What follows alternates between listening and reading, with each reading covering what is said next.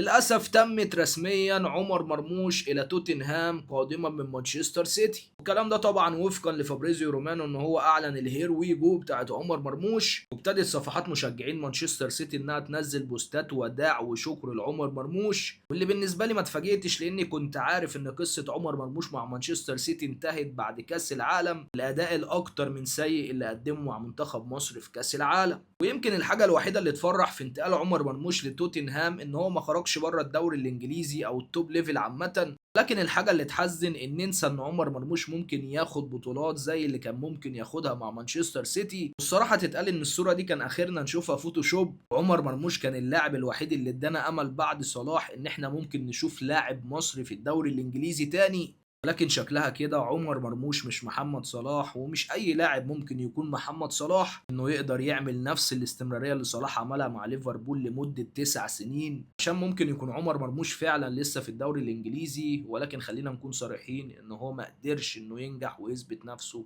مع مانشستر سيتي.